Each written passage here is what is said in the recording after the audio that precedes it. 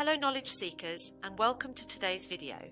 My Last Duchess by Robert Browning is a poem in which the Duke of Ferrara discusses his late wife, the Duchess, with an envoy who has come to negotiate his next marriage. Through the Duke's speech, it becomes clear that he is a controlling and possessive figure who resented his wife's flirtatious behaviour and sought to exert dominance over her.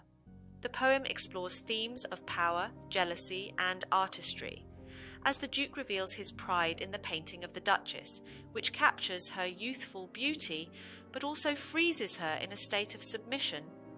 Ultimately, the poem offers a chilling portrayal of the Duke's narcissism and moral ambiguity, highlighting the destructive consequences of unchecked power and ego.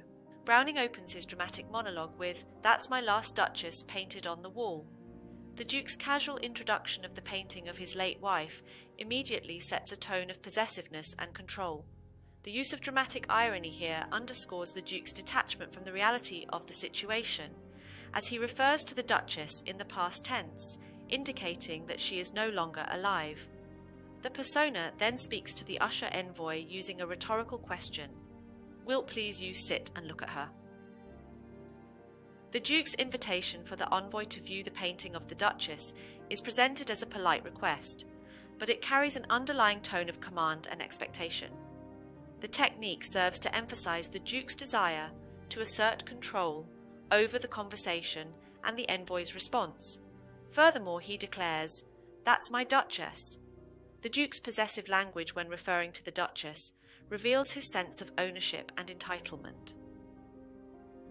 By using the possessive pronoun my, he emphasizes his control over her image and identity, further highlighting his domineering nature.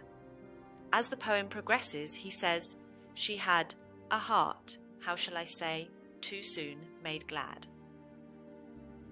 The pause created by the caesura after "she had" emphasizes the Duke's deliberation as he reflects on the Duchess's character. This moment of hesitation draws attention to the Duke's attempt to choose his words carefully, suggesting a deeper complexity to his feelings towards his late wife. Foreshadowing is used by Browning. The dropping of the daylight in the west. Browning's use of visual imagery here creates a sense of foreboding and melancholy as the Duke describes the Duchess's response to the sunset. The image of the dropping of the daylight evokes a sense of fading beauty and impending darkness, foreshadowing the Duchess's tragic fate. "But to myself they turned, since none puts by. The curtain I have drawn for you, but I." The enjambment between these lines emphasizes the Duke's sense of control and exclusivity as he reveals the painting of the Duchess.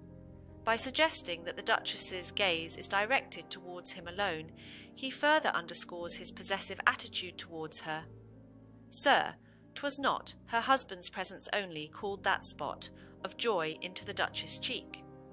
The medial caesura in the middle of the line, "Sir, 'twas not," creates a pause that adds emphasis to the Duke's assertion, as he dismisses the idea that his presence alone could bring joy to the Duchess.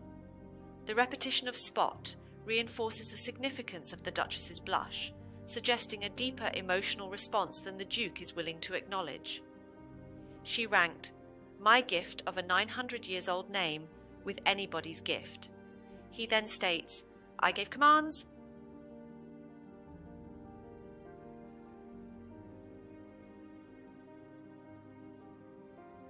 Then all smiles stop together.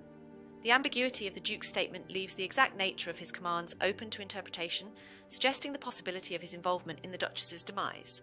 The chilling finality of the phrase, "all smiles stop together," underscores the Duke's ultimate control over the Duchess's fate and reveals the depth of his possessiveness and cruelty.